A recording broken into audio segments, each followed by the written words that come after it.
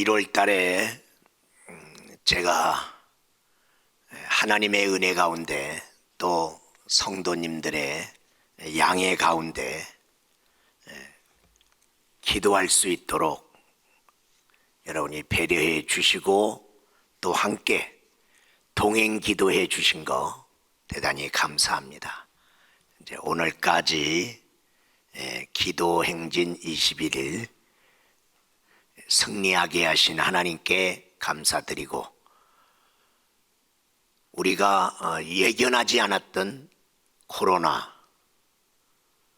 그리고 그것이 또 변종 코로나가 와서 자꾸만 장기화되고 있는 이 상황, 인간들이 노력을 하고 애를 쓰고 어떻게 하든지 코로나를 퇴치하려고, 그리고 그로 인하여 피해를 적게 하려고 애를 쓰면서도 그것이 주는 재앙과 손해가 지금 막대합니다.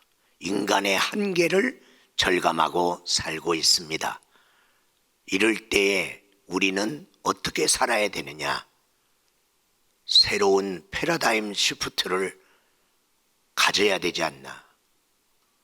그래서 다른 어떤 일보다도 하나님 앞에 엎드리는 것이 우선적이다. 왜?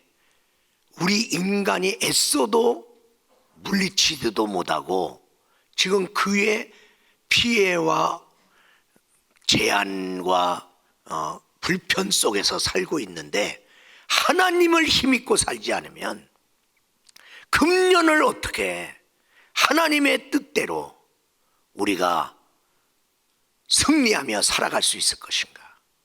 하나님의 은혜가, 하나님의 도우심, 하나님의 능력이 필요할 때라고 생각해서 먼저 하나님 앞에 엎드렸습니다.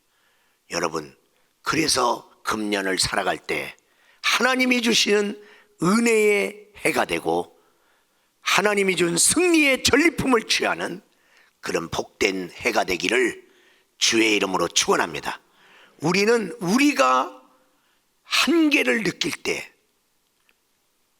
그 한계점에서 낙심하거나 절망하지 말고 한계를 뛰어넘는 하나님을 힘입어 새롭게 더 놀랍게 살아가는 저와 여러분이 되시기를 주의 이름으로 축원합니다.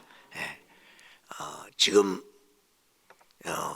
시대가 바뀌면서 명절에 그 세는 풍토도 바뀌고 있는데, 옛날에는 어떤 일이 있어도 힘들든 멀든 명절에는 부모님이 계신데 이렇게 모여왔습니다. 그렇게 그게 당연했고요. 그리고 설날에 부모님 뵙고 세배 드리는 것이 마땅했습니다.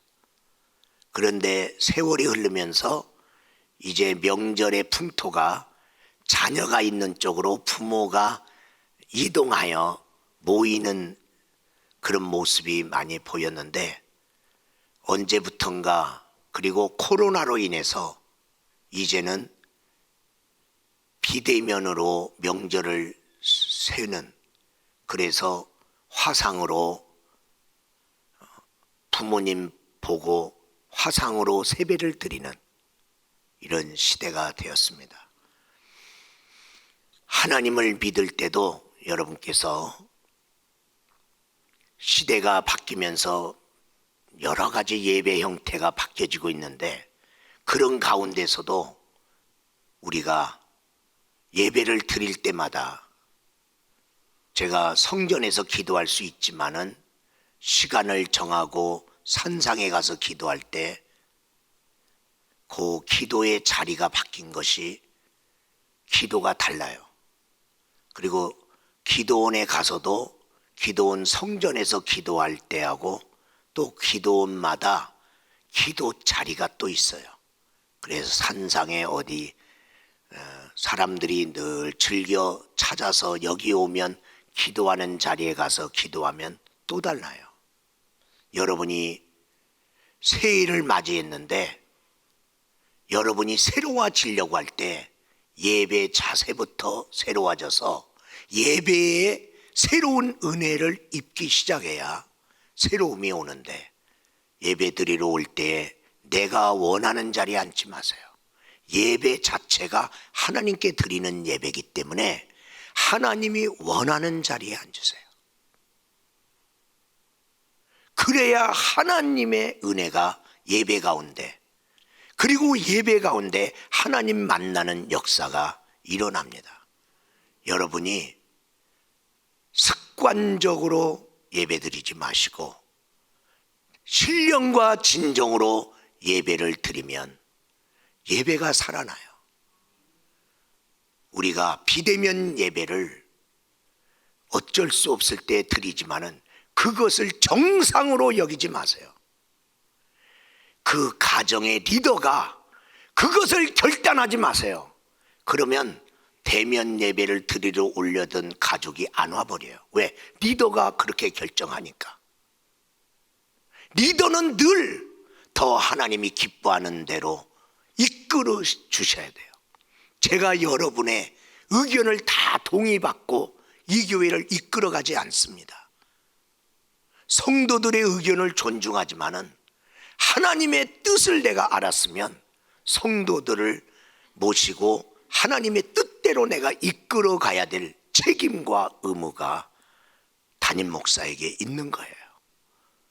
여러분의 가정은 여러분이 가정의 제사장이기 때문에 여러분이 책임지시고 하나님이 더 기뻐하는 쪽으로 여러분이 가족들을 세워주시면 대단히 감사하겠습니다. 오늘 한 사람이 변화되네요. 이 한 사람의 변화에 세 가지 포인트가 있네요. 이 세 가지 꼭지점, 이것이 있으면 변화가 일어난다.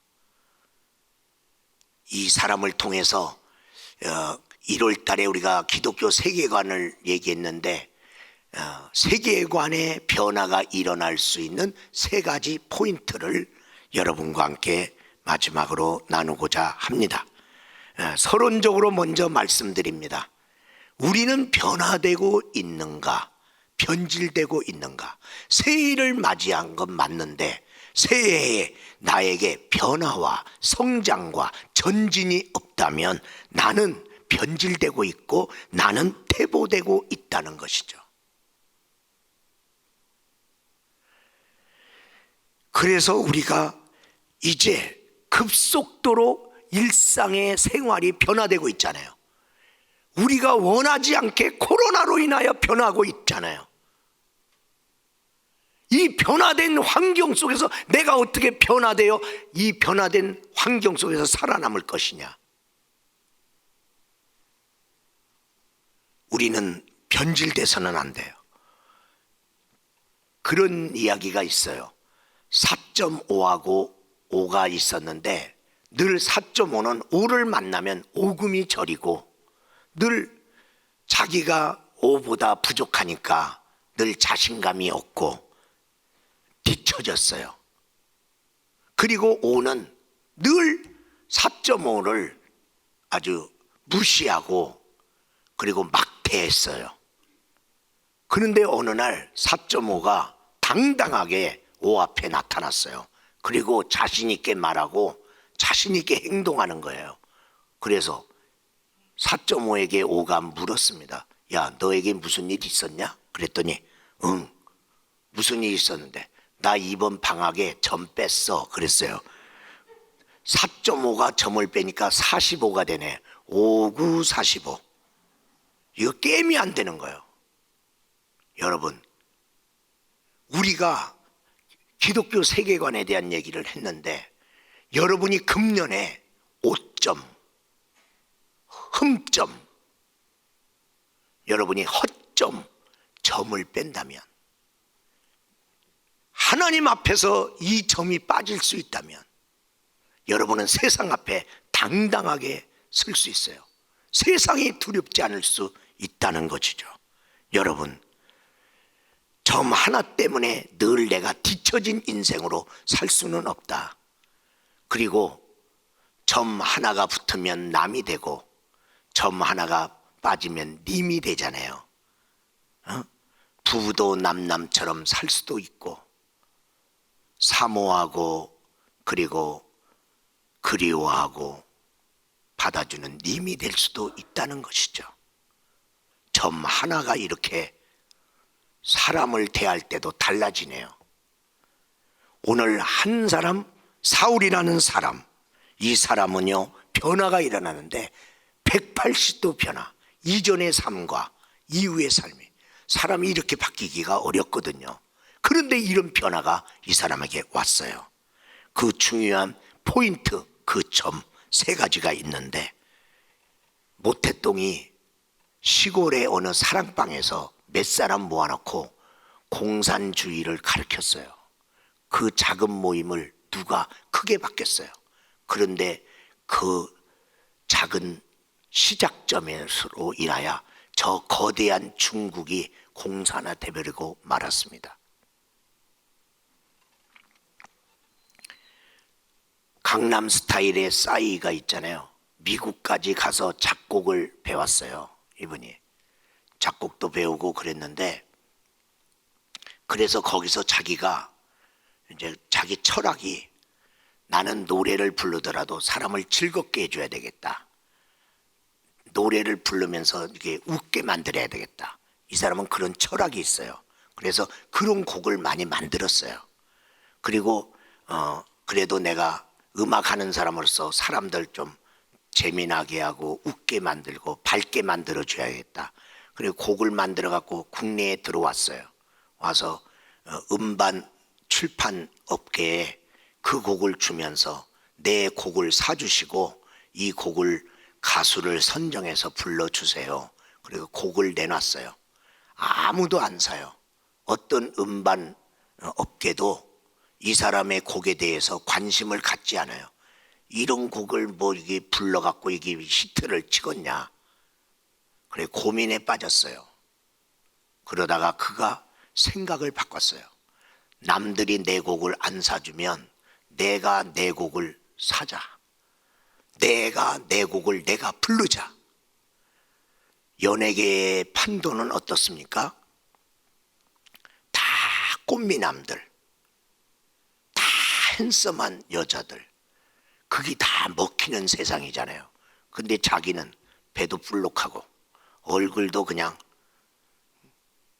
생기다가 마른 것처럼 그렇게 생기고, 자기가 노래를 부르면 누가 들어주겠냐.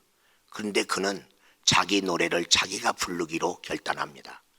그리고 강남 스타일이 나온 겁니다. 그리고 세계적인 가수가 됩니다. 생각의 꼭지점에서 뭔가 바뀌었다는 거죠. 내 삶 속에 나를 변화시킬 수 있는 세 가지 포인트 중에 첫 번째, 따라서 합시다. 누구를 만났는가? 이게 핵심점입니다. 키포인트. 인생에서 누구를 만났느냐가 굉장히 중요합니다. 오늘 사울은 부활하신 예수님을 만나는데 3절에서 5절 말씀 보겠습니다. 사울이 길을 가다가 다메섹에 가까이 이르더니 호련히 하늘로부터 빛이 그를 둘러 비치는지라.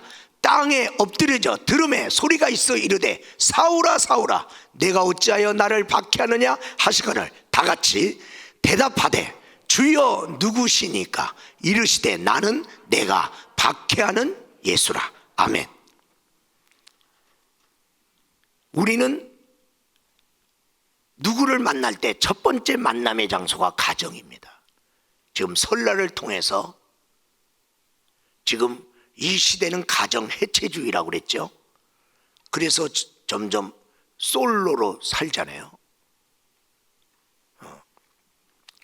그런 혼밥 먹고 그렇게 살지 않습니까? 그래서 이제 점점 아파트도 작은 혼자 사는 사람이 살 수 있는 아파트가 많아지는 이때인데, 가정에서 첫 번째 만남이 이루어져요. 아버지와 어머니, 가족, 이들과 만나는 거예요. 이들이 믿음을 가진 부모냐, 믿음을 갖지 않은 부모냐, 차이가 있죠. 이분들이 자기들의 인생을 잘 사는, 열심히 사는 부모냐 아니냐. 그리고 여러분이 참 이상해요. 이렇게 열심히 공부하는 집안은요, 이상하게 계속 공부 열심히 합니다. 장사하는 그런 부모를 만나면요, 장사하는 쪽으로, 그런 쪽으로 갑니다. 가정이 중요합니다. 거기서 만난 첫 번째 영향 가지고 얘들이 이제 두 번째, 가족이 아닌 다른 사람을 학교 가서 만나는데, 그때 중요한 선생님, 스승을 누구를 만나냐, 어떤 친구를 만나느냐에 따라서 거기서 또 좋아지기도 하고 나빠지기도 합니다. 그리고 세 번째 만남의 장소는 사회지요. 어느 직장, 사회 속에서 들어가요. 거기서 누구를 만나느냐 이 말이에요. 그런데 첫 번째 만남이든 두 번째 만남이든 세 번째 만남이든 어떤 만남 속에서 그 사람의 영향이 참 귀한데, 학교에서 어떤 스승이 그냥 그 수업 시간에 오늘은 좀 자유롭게 노래 자랑을 하겠다. 누구 노래 부를 사람? 그랬더니 다 쭈빗쭈빗 하잖아요. 그러니까 지명해서 너 나와서 불러. 그런데 걔가 이제 지명 받았으니까 자기는 뭐 노래 잘한다고 생각한 적 없지만은, 그러나 이제 나가서 씩씩하게 자기가 잘하는 노래를 불렀어요. 그랬더니 선생님이, 야, 너 노래 잘한다. 너 앞으로 음악계통으로 나가라. 너 성량이 참 좋아. 너 잘하면 대성할 거야. 한 번도 자기 노래 잘한다는 소리 못 듣고 자랐던 얘가 선생님한테 그 소리 한 번 듣고 그때부터 음악가를 꿈꿉니다. 그리고 음대 총장이 됩니다. 그 한 번에 그 자기를 격려하는 스승을 만난다는 게 이렇게 중요해요. 그런데 이런 환경 속에서 누군가, 야, 너 같이 나랑 교회 가서 예수 믿자. 가정에서 그 소리를 들었던 친구 중에 내가 절친하는 친구가, 야, 나 교회 다니는데 너도 갈래? 그래서 따라왔던, 내가 존경하던 스승님이 예수를 믿는데, 야, 너도 나랑 같이 교회 가자. 그래서 왔던, 사회 속에 나가서 초년병으로 뭣도 모르는데 정말 찐빠를 먹을 수밖에 없는데 자기를 보호해주고 가르쳐주고 잘 이끌어준 그 위에 있는 직장 상관이 알고 보니까 교회를 다니는데 어느 날, 야, 너 나랑 같이 교회 가자. 그래서 왔다면, 예수님을 만날 수 있는 누군가를 만났다면, 오늘 사울이라는 이 사람은 계획에도 없었어요. 자기가 예수님 만나려고 사모하지도 않았어요. 근데 예수님이 자기가 걸어가는 다메섹 도상에 찾아온 거예요. 축복입니다. 부활의 주님을 만났을 때 그는 지금 어떻게 사는 사람이에요? 자기 일에 확신을 가지고 열정을 가지고 살아가는 사람이었어요. 그런데 예수님 만나고 나니까 자기가 지금까지 가지고 있던 모든 인생의 세계관이 확 바뀌어버렸어요. 송두리째 바뀌었어요. 대부분의 교인들은 교회 생활하면 내가 예수님 만난 걸로 생각합니다. 자연스럽잖아요. 내가 그래도 집사인데, 내가 예배를 얼마나 많이 드렸는데, 나도 교회 안에서 이런 일 저런 일 교회에서 하라는 일도 내가 하는 사람인데 내가 예수님 만난 거 당연한 거 아니야? 그렇게 생각합니다. 그런데 놀랍게 확인해 보면 예수님 안 만나고 교회 생활하는 성도가 생각외로 많습니다. 교회 와서 어떤 집사님, 권사님, 장로님 만나고 목사님까지는 만났어. 그리고 교회 생활 그냥 하는 거지. 내가 언제 예수님 만났냐니까요. 예수님 만났는데 어떻게 옛날 그대로 사냐고요. 지금 사울은 예수님 만난 적 없어요. 근데 예수님 만나니까 180도 바뀌어요. 이게 만난 거예요. 주일날 우리가 주일 개념이 없잖아요. 그런데 어느 날 이 날은 주님의 날이다. 이 날은 내가 쓰면 안 된다. 하나님이 주신 날 중에 이 날은 하나님께 다시 드리라고 한 날이다. 이게 들어와야 되잖아요. 이 주일 개념이 내 안에 있느냐? 11조에 대한 개념이 내 안에 있느냐? 주님 만났냐? 주님 만났는데 어떻게 옛날 그대로 사냐? 교회 생활을 하는데 예수님은 믿는데 살기는 옛날 그대로 사는 거야. 막연한 신앙은 막연한 신앙생활을 하게 만들고 막연한 인생을 살게 되는 거야. 막연하면 안 되는 거예요. 제가 요번에 기도 행진 20일을 했어요. 기도 갔죠. 가서 기도도 했죠. 그리고 말씀도 들었죠. 그게 중요한 게 아니라니까. 가서 만났느냐 이 말이야. 주님이 뭐라고 하더냐는 거야. 이게 없으면 우리 목사님 기도원 가서 기도했어. 아이고 그래요. 그건 인간이 아는 것밖에 아니에요. 그거 아무것도 아니에요. 그래서 만났느냐는 거야. 만났으면 달라지겠죠.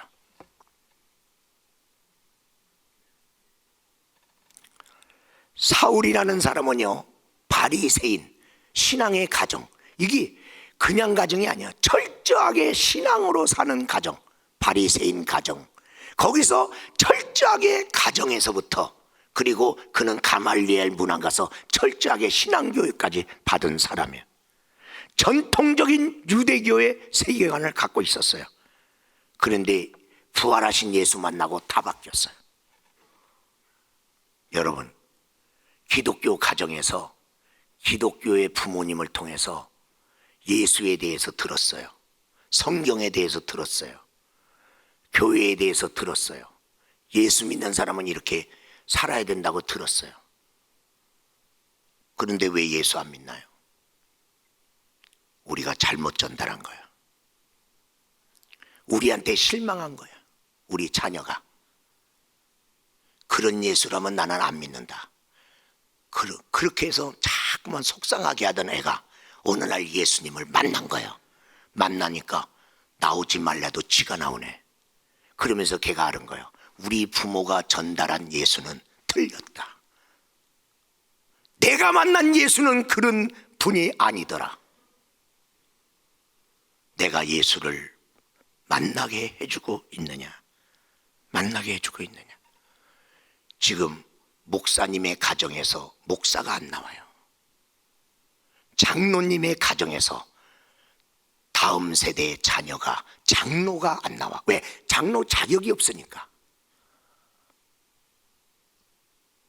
이건 우리가 뭔가 내가 예수를 만나갖고 내가 예수를 만난 것을 전하지 않고 내가 교회 생활하면서 내가 어렴풋이 막연하게 알고 있는 걸 전하고 있느냐. 이것을 얘들이 동의하고 받아들이고 돌아올 수 있겠는가. 예수를 만나기 전에 사울은요, 자기 열심으로 신앙생활했어요. 열심히 얼마나 율법에 써 있는 대로 자기가 얼마나 하나님 말씀대로 살려고 애를 쓰고 열심을 내고 막 사는. 그는 자기 자신을 살으면서 자기가 자기를 평가하기를 율법으로 흠이 없는 자로다. 자기가 그렇게 생각했어요. 열심히 특심한 사람이로다. 그러면 잘 사는 거 아니에요? 예수님 만나기 전에는요, 우리가 열심히 교회 생활해놓고 나 신앙생활 잘하고 있다고 자기가 착각하고 살아요. 그게 사울이에요. 그가 죄 짓는 일을 한 건 아니에요. 그런데 예수님 만났더니요, 신앙의 분기점이 오네요. 더 이상 옛날대로 안 사네요. 아니, 옛날대로 사는 게 올바르면 예수님 만나고 더 옛날대로 살아야 되잖아요. 그대로 이제 안 사네요. 삶의 분기점이 오네요. 이제는 자기를 위해서 살지 않네요. 내가 믿음 좋은 거 보여주려고 믿지 않네요. 믿음의 주를 보이려고 증거하며 사네요. 여러분, 도마가 그렇게 바뀌었어요. 의심 많은 도마지만은 부활의 주님 만나니까 남 안 가는 인도까지 갑니다. 멀리 있어도 거기까지 갑니다. 베드로 맨날 고기 많이 잡았냐 못 잡았냐 맨날 그것 때문에 울고 웃고 살았어요. 그런데 고기 많이 잡았어요. 고기 많이 잡았는데 그것 때문에 그는 행복한 게 아니라 예수님 만나고 나서 그는 180도 바뀝니다. 이제 고기 잡히는 거 뭐 그게 나의 관심사가 아니야. 내가 죄인이라는 거야. 그리고 그가 사람 낚는 어부로 바뀝니다. 예수님의 형제들 있어요. 예수님이 훌륭한 분인 건 알아. 뭔가 자기들하고는 좀 다르다는 건 알아. 그러나 하나님의 아들로 안 믿었어요. 저가 세상을 구원할 자로 안 믿었어요. 근데 부활하신 예수님, 자기 형을 만나고 나니까 그가 예수를 믿어요. 그리고 초대교회 예루살렘의 두기둥 베드로와 함께 주의 형제 야고보가 두기둥이 됩니다. 여러분, 예수 안 만나고 교회 생활 할 수 있다니까요. 그러나 만나면 달라진다. 이게 핵심점이에요. 신앙에서 이게 중요한 거예요. 그래서 우리 자녀들에게도 나에게도 주님 만나는 담의색이 있게 하옵소서. 할렐루야. 그런 축복이 있어야 돼. 이러면 변화가 돼요. 변화하려고 애쓰는 게 아니라 그분 만나면 변화가 그냥 된다니까. 두 번째로, 회개가 일어났는가? 사도 바울은 지금 부활하신 주님 만나서 첫 번째 한 일이 뭡니까? 회개입니다. 자기가 하던 일을 멈춥니다. 자기가 옳다는 거고 확신했던 걸 멈춥니다. 그리고 자기가 잘못했다고 인정합니다. 그리고 지금 그가 잠잠히, 하나님, 나 이제 어떻게 살아요? 옛날에는 안 물어봤어. 내가 옳다는 대로 목표를 정하고 전략을 짜고 살았어. 근데 이제는 내가 옳다는 게 틀렸다는 걸 알고 나니까 내가 또 뭘 옳다고 하고 또 살 거냐고. 아니, 내가 옳다고 정하지 말고 하나님께 묻고 하나님이 하라는 대로 살아야지. 이게 회개야. 결정을 내가 안 하고 하나님이 결정지게 하는 거, 회개입니다. 바꾸는 거야. 방향전환, 터닝포인트, 전환점. 신앙생활, 내가 올바르게 목표를 정하고 열심히 사는 생활이 부활하신 주님 만나니까, 회개하고 나니까 내가 올바른 대로 결정하는 게 하나님이 옳다는 것을 내가 옳다고 받아들이고 내가 하나님이 하라는 일을 하는 거. 이게 회개단 말이에요. 인생은 속도보다 방향이 더 중요해요. 역주행하는 차가, 중앙선을 넘어간 차가 전력 질주하고 달리고 있다면 열심내서 달리는 그 사람이 더 위험한 사람이에요. 그 사람과 부딪히면 대형 사고가 나는 거야.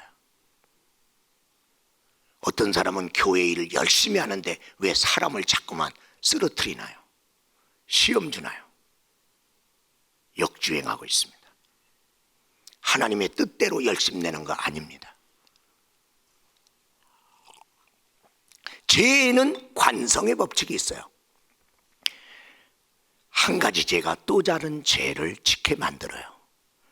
작은 죄가 큰 죄를 짓게 만들어요. 나의 죄가 나와 관계 맺는 사람도 죄를 짓게 만들고 공범이죠. 그리고 공동체가 죄를 짓게 만들어요.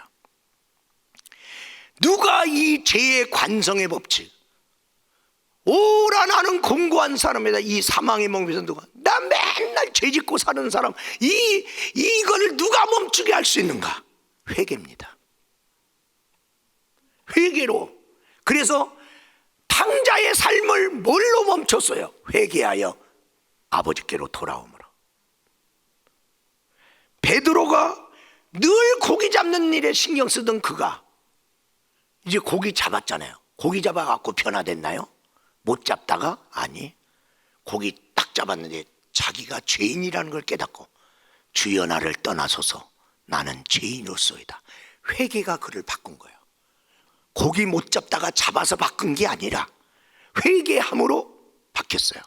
그리고 주님이 따라오라 그러니까 따라간 거예요. 아니, 고기 잡고 싶었던 사람이 고기 잡았는데 고기 놔두고 어디를 따라갑니까? 고기 붙잡고 있어야지. 이게 변합니다. 회개가 없는 신앙생활. 내가 예수를 믿었는데 내가 주님 앞에 회개한 적이 없다. 전환점이 없었던 거예요. 변화가 일어나지 않죠. 세상에 익숙한 삶, 맨날 살았으니까 그렇게 익숙하죠. 그런데 예수 믿는 삶은 낯설은 삶, 자꾸만 실수하는 삶, 잘 안 되는 삶, 그게 예수 믿는 거죠. 여러분이 주님 뜻대로 살려고 하는데 안 되고 있다. 아, 잘하고 있는 거예요. 왜? 그거 내가 그렇게 살아본 적이 없는 걸 살고 있는 거예요. 어떤 사람은요, 예수님 이렇게 믿는데 교회 생활하는데 이제 신앙의 하드웨어는 생겼어요. 근데 그 신앙의 그릇 안에 신앙적인 기독교 세계관의 소프트웨어가 없어요. 그러니까 예수 믿으나 안 믿으나 자기의 세계관은 똑같아. 물질에 대한 세계관. 세상 사람하고 나하고 다르나요? 같으나요? 같다면 소프트웨어가 안 바뀐 거죠. 자녀에 대해서 여러분은 세상 사람이 생각하는 자녀관하고 내가 생각하는 거 같은가요? 그러면 안 바뀐 거죠.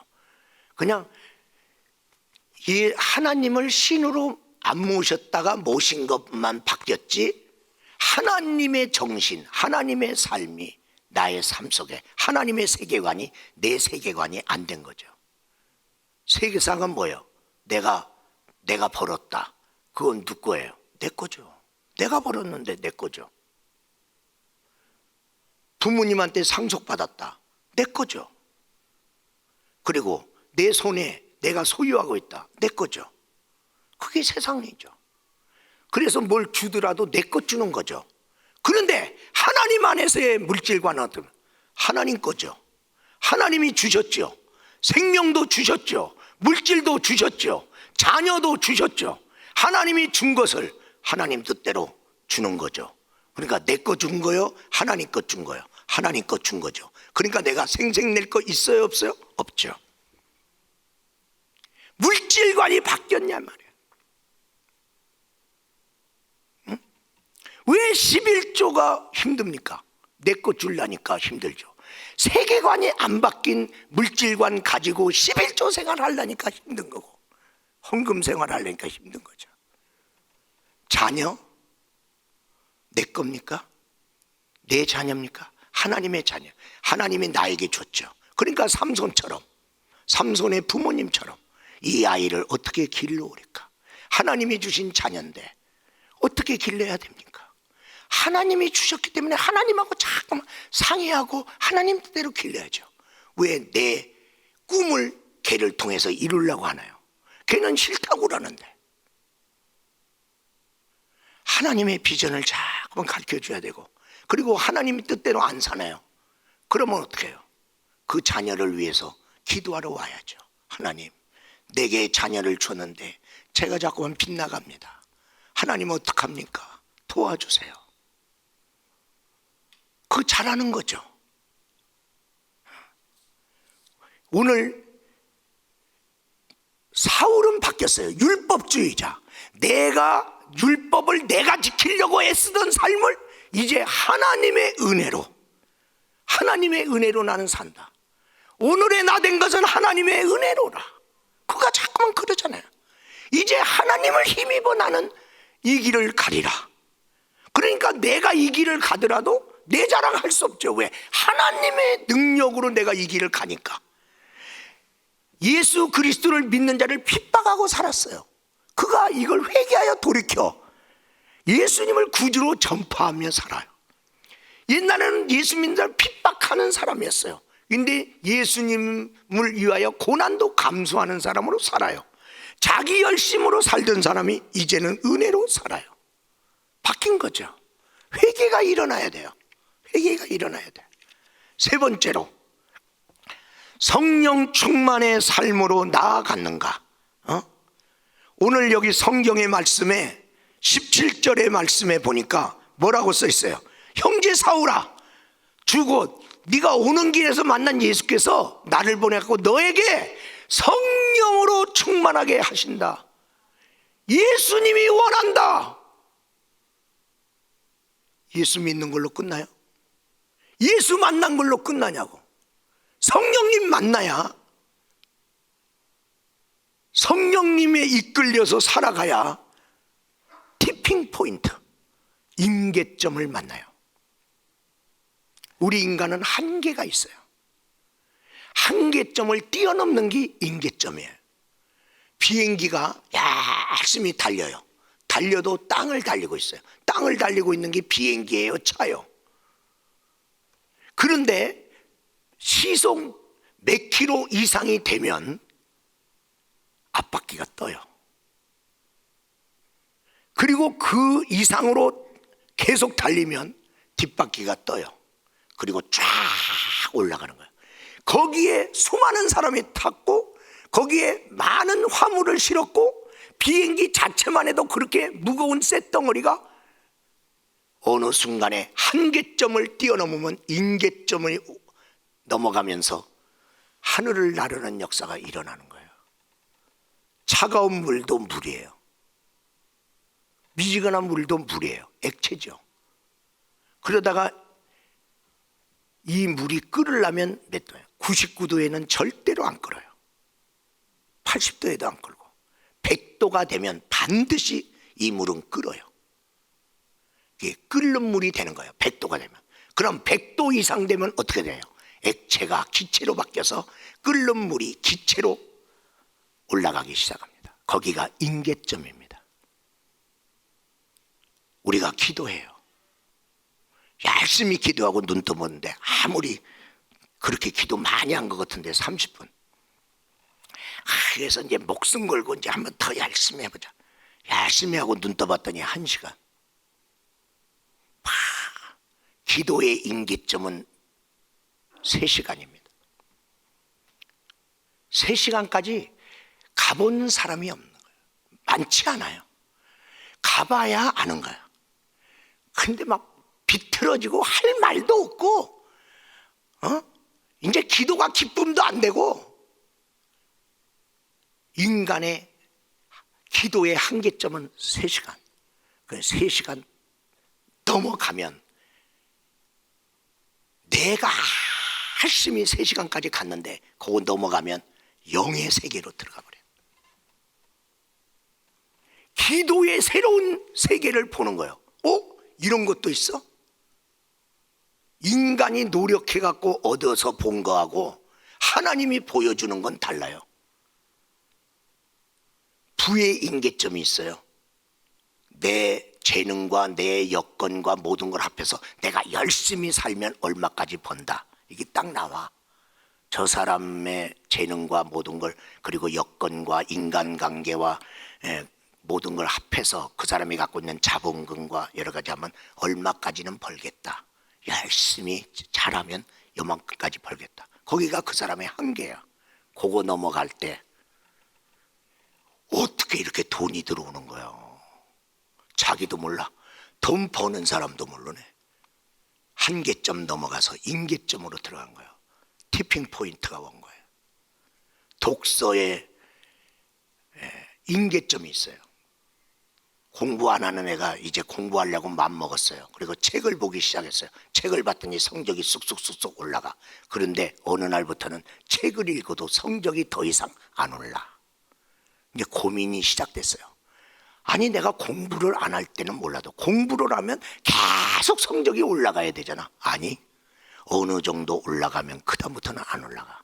그걸 뚫고 가야 뛰어난 자가 되는 거예요. 예수 믿어보세요. 어느 정도 믿고 나니까 아이고 더 이상 믿기 싫네. 한계가 온 거야. 그거 뚫어야 예수 안에 있는 진짜를 보는 거예요. 사람마다 달라. 그런데 그런 위기가 왔을 때 하나님께서 사도 바울을 오늘 사울을 만날 뿐 아니라 성령 충만함으로 나아가고 있잖아요. 하나님 안에 이게 있단 말이에요. 이게 인계점으로 나가는 길이에요. 충만한 길입니다. 오늘 17절을 보겠어요. 거기 성령 받았어요. 이제 준다. 그러니까 18절에 성령 받고 나니까 어떤 일이 있어요? 눈에서 비늘이 떨어지면서 다시 보게 된지라. 새로운 세상을 본 거예요. 새로운 세상. 이것은 인간의 성령 받고 나니까 눈이 다시 보인다니까. 세상이 다시 보여. 사람이 다시 보여. 그렇게 밉던 사람 사랑스럽고, 그렇게 절망적인 세상, 살만 나는 세상. 어떤 사람 원하지 않았지만 병이 걸렸고, 원하지 않았지만 죽을 병이 돼서 이제 의사가 손을 드네. 의사가 손을 들면 어떡해요? 아니, 병든 사람이 찾아갈 데가 병원밖에 없는데 의사가 손 들면 어떡해요? 근데 아직 안 죽었어. 그랬는데 누가 예수 믿으면 기적이 있다, 기적으로 병 고친 사람, 이런 사람 얘기를 하길래 그래서 오살리기도는 왔어. 여러분, 병이 그냥 초반도 아니고 막장이잖아요. 이제 죽을 병원에서 하다 못 고친 병이니까 병이 얼마나 중하겠어. 그 병이 주는 두려움과 고통, 거기다가 누가 기적이 일어나려면 금식을 해야 된다나. 그래서 또 금식을 하네. 아니, 병이 아픈 데다가 거기다가 금식까지 하니까 얼마나 힘이 없어. 이 사람이 옛날에 기도도 해봤어? 기도도 안 해봤잖아. 그러니까 기도 시간에도 기도도 못하고 있는데 얼마나 삼중고의 고통 속에서. 그래도 자기는 다른 데로 갈 데가 없잖아. 왜? 의사가 손들었는데 딴 데 가서 고칠 데도 없는데 여기서 기적을 기다리는 거 아니겠어요? 기적을 기다리고 있는데 주님이 찾아온 거죠. 성령의 불이 떨어진 거죠. 그러니까 성령 안에서 깍깍거리고, 그 자기가 막 몸을, 자기 가슴을 치기도 하고 막 굴르고 있는데, 아이고, 병든 몸이 이렇게 굴리면 병이 더 커지는 거 아니야? 머리로는 그런데 자기 몸을 자기가 감당 못 하잖아요. 왜? 불이 들어와서 불이 움직이는데 그냥 굴르는 거죠. 막 땀이 막, 그러면서 막 자기도 모르게 입에서 뭘 그렇게 잘못했는지, 잘못했습니다 소리만 지르고 있는 거예요. 성령의 불의 역사가 지나간 다음에 딱 일어났는데 세상이 다르게 보여. 두려운 마음이 다 사라졌어. 자기 몸이 가뿐해. 바람이 지나가면서 나무를 흔드는데 저것들이 할렐루야 하는 것 같아. 이 영의 세계거든요. 인간의 한계점에서 영의 인계점으로 들어가라는 말이죠. 지금 이런 변화가 사울에게 일어난 거예요. 그리고 세례를 받으니 18절에 보니까 세례를 받았어요. 그리고 이제 하나님의 변화되고 세례는 뭐예요? 내가 만난 예수, 나를 변화시킨 예수를 내 구주로 모시고 이제부터 예수님 믿고 살겠습니다의 결단, 의지를 내놔라. 세례 받는 거죠. 사람들이 보도록 나는 이제 예수 사람이야. 나는 누가 뭐래도 나는 예수 믿고 살 거야. 세상 앞에 내놓는 거죠. 표시죠. 여러분, 어떤 사람은 교회 와요. 교회 오는데 누가 등록하셨어요? 아니, 안 했어요. 좀 등록하시죠. 등록 안 하고 다니면 안 되는가요? 하세요. 표시입니다. 내가 이 교회의 성도로 살겠다는 표시입니다. 어떤 사람 예수 믿고 사나? 근데 세례 받을 때가 됐으니까 세례 받읍시다. 침례 받는 게 주의가. 그거 안 받으면 안 돼요. 내가 예수 안 믿는다는 것도 아니고 받으세요. 이런 것들이 그러니까 성경을 통해서 예수 만난 사람이 그 다음에 뭐 했냐? 나 이 믿음, 나 진짜 예수 믿고 살 거야. 내 증거가 이거야. 사람들 앞에도 증거를 보여야 될 거 아니야. 응? 19절에 보니까 거기 음식을 먹으면 건강해지냐. 이제 다시 회복이 되는데 육체적으로도 회복이 될 뿐 아니라 회복의 역사가 일어나는데 하나님의 말씀을 성령 받고 다시 읽으니까 이 말씀이 꿀송이 같아. 이 말씀 하나하나가 나를 살려. 옛날에 읽을 때는 말이야, 읽으면 졸리고 읽어도 모르겠고 아무 영양가가 없는 것 같고, 아이고 성경 보는 것보다 소설 읽는 게 더 낫겠다 이렇게 생각했는데 성령 받고 나니까 이게 나를 살리는 거야. 그리고 더 나가서 뭐라고 했어요? 거기 다메섹에 있는 19절에 보면 그 제자들과 함께 며칠 있을세 공동체에 가입한 거예요. 믿음의 형제들과 교제하고, 그리고 이제는 마음에 안 드는 사람하고도 일할 줄도 알고. 이게 성령 안에서의 변화입니다. 옛날에 나는 내 마음에 드는 사람하고만 일을 하지, 성령 받으면 짝지어 주는 대로 일하는 거예요. 왜? 성령이 능히 감당케 하는 거예요. 그 사람을 품고 가는 거예요. 응? 그리고 20절 즉시 예수 그리스도를 하나님의 아들이라 전파하니. 무슨 얘기입니까? 예수님을 믿으면서 좋은 말도 많이 하고 서로 이렇게 말하는데 예수를 입에서 한 분도 말하고 예수 믿으세요 말 안 하고 천국 갈 사람도 많아. 그런데 지금 사도 바울은 변화됐잖아요. 예수가 입에서 나가. 그가 언제 예수를 전했어? 지금 처음 전하는 거야. 그런데 성령이 그로 하여금 예수를 말하게 돼요. 예수를 전하지 않으면 견딜 수 없는, 그러니까 즉시 전하고 있는 거잖아요. 여러분 영혼을 바라보잖아요. 어떤 안 믿는 부자가 있다 봐. 여러 가지 다복하고 좋은 집에서 살고 좋은 차를 타고 다니고 애들도 잘 되고, 그럴 때 우리는 뭘 얘기하겠어요? 부러워서. 아이고 어떻게 이렇게 돈도 많으시고 어떻게 이렇게 좋은 집에서 사시고 어떻게 이렇게 자녀들도 잘 되시고, 아이고 참 부럽네요. 어떻게 살아서 이렇게 됐나요? 좋은 얘기만 하죠. 그 사람한테 이렇게 복을 받았는데 하나님께서 복 준 거예요. 우리 선생님은 누구보다도 예수 1번으로 믿어야 될 분이에요. 이렇게 복을 받은 분이 하나님 안 믿으면 이상하죠. 예수 믿으세요. 근데 이 말을 안 하고 산단 말이에요, 우리가. 그러니 안 믿는 사람이 무슨 변화돼 갖고 예수 믿을 이유가 있어. 왜? 예수 믿는 너보다 내가 더 난데. 예수님을 구주라고 전하는 입이 열렸다는 거야. 그 다음에 21절에 보니까 사람들이 깜짝 놀란 거야. 이 사람 누구야? 아니 예수 이름을 부르는 사람을 멸하려고 온 사람 아니야? 그들을 결박해서 예루살렘에 있는 대제사장이 끌고 가려고 온 사람 아니야? 근데 이 사람이 변했네. 변한 모습 보이는 거야. 성령 안에서 이 사람이 변한 거야. 이 변화가 너무 깜짝 놀라요. 선한 영이야. 여러분 근데 22절에 보세요. 22절에 보니까 이 사람이 변화된 걸로 인하여 유대인들, 다메섹에 사는 유대인들을 당혹하게 하니라. 이 사람들은 당황하는. 왜? 자기 편인 줄 알고 예수 믿는 사람 잡아러 온 사람으로 아는데 공문서까지 받은 사람인데 이 사람이 예수를 전하고 있으니 얼마나 당혹스럽겠어요. 예수 안에서 변하면 여러분 변한 걸 좋아하는 사람 있고요, 여러분이 변한 거 싫어하는 사람 반드시 나타납니다. 그런데 어정쩡하게 예수 믿으면서도 술 먹는 데 가면 술 먹고 담배 피는 친구하고는 담배도 피고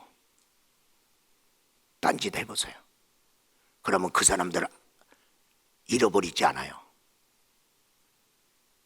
다 가지고 탈지. 그러나 예수 안에서 변화돼 보세요.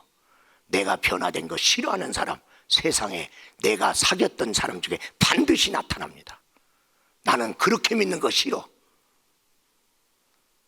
예수만 안 믿으면 내가 너 다 해줄게. 예수님이 우리한테 뭘 잘못한 거 있나요? 그런데도 불구하고 예수만 믿지 말라는 거 아니겠어요? 변화가 일어나야 돼요. 변화가 일어나야 됩니다. 우리 사랑하는 여러분, 사울이라는 이 사람에게 부활하신 주님 만나는 키포인트의 핵심, 변화의 핵심점이 왔어요. 그리고 그가 회개함으로 터닝포인트, 전환점이 왔어요. 그리고 성령 받음으로 티핑포인트, 한계점을 넘어 임계점으로 넘어갔어요. 우리 예수 믿는 우리, 코로나로 주눅들지 말고, 코로나가 오든 동남풍이 불든 서북풍이 불든 예수 가시밭에 백합하는 예수 향기 날린다. 할렐루야. 금년에도 우리는 잘 된다. 예수님으로 이긴다.